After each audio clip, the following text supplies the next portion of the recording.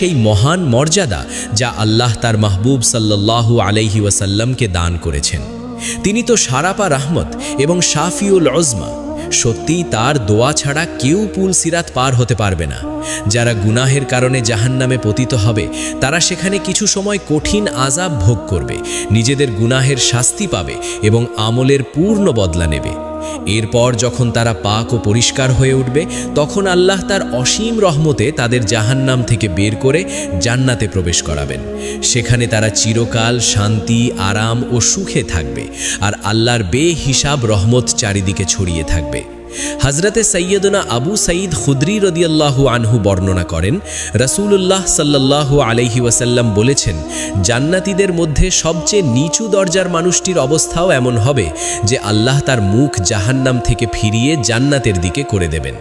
সে তখন একটি ঘন ছায়াময় গাছ দেখবে এবং বলবে, ইয়া রব, আমাকে ওই গাছের কাছে নিয়ে চলো যেন আমি তার ছায়ায় একটু স্বস্তি নিতে পারি। আল্লাহ তাকে জিজ্ঞেস করবেন, এটা দিলে কি তুমি আর কিছু চাইবে না? সে কসম করে বলবে, না ইয়া রব, আর কিছু চাইব না। তখন আল্লাহ তাকে সেখানেও পৌঁছে দেবেন এবং সে সেখানে কিছু সময় আরামে থাকবে। এরপর সে আরেকটি আরও সবুজ এবং ফল ভরা গাছ দেখবে। তখন আবার বলবে, ইয়া রব, এবার আমাকে এই গাছটির কাছে নিয়ে চলো যেন এর ছায়া ও ফল উপভোগ করতে পারি। আল্লাহ আবার জিজ্ঞেস করবেন আর সে আবার কসম করবে। এরপর আল্লাহ তাকে সেখানেও পৌঁছে দেবেন। কিছুক্ষণ পর সে আরেকটি গাছ দেখবে যার পাশ দিয়ে পানি প্রবাহিত হচ্ছে। তখন সে আবার অনুরোধ করবে, ইয়া রব, আমাকে এই গাছটির কাছে নিয়ে চলো যেন ছায়া, ফল আর পানি সব একসাথে পাই। আল্লাহ তাকে জিজ্ঞেস করবেন, এটা দিলে কি আর কিছু চাইবে না? সে কসম করবে। তখন আল্লাহ তাকে সেখানে পৌঁছে দেবেন। এরপর সে জান্নাতের দরজা দেখতে পাবে এবং চিৎকার করে বলবে, ইয়া রব, অন্তত দরজার কাছে নিয়ে চলো যেন এই রঙিন জান্নাত একবার চোখ ভরে দেখি। আল্লাহ তাকে দরজার কাছে পৌঁছে দেবেন। সে সেই সৌন্দর্য দেখে বিস্ময়ে বলবে, ইয়া রব, আমাকে ভেতরে ঢুকিয়ে দাও।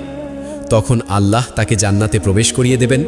ভেতরে প্রবেশ করার পর তাকে বলা হবে, এখন যা ইচ্ছে হয় চাইতে থাকো। সে চাইতে থাকবে আর আল্লাহ বলতে থাকবেন, এটাও নাও, ওটাও নাও। এভাবে তার সব চাওয়া পূর্ণ হয়ে যাবে। তারপর আল্লাহ বলবেন, তোমাকে সব কিছু দেওয়া হয়েছে এবং এর সঙ্গে আরও 10 গুণ বেশি দেওয়া হলো। সে তার জান্নাতি প্রাসাদে প্রবেশ করবে। তখন দুইজন হুর তাকে স্বাগত জানিয়ে বলবে, সব প্রশংসা সেই আল্লাহর যিনি আমাদের তোমার জন্য আর তোমাকে আমাদের জন্য সৃষ্টি করেছেন। সে আনন্দে বলবে, আমি যা পেয়েছি এমন আর কোনো জান্নাতি পাইনি। শেষ পর্যন্ত আমরা আল্লাহর কাছে হাত তুলে দোয়া করি, ইয়া আল্লাহ, আমাদের জাহান্নামের আগুন থেকে বাঁচাও এবং জান্নাতে প্রবেশ করাও। আমিন।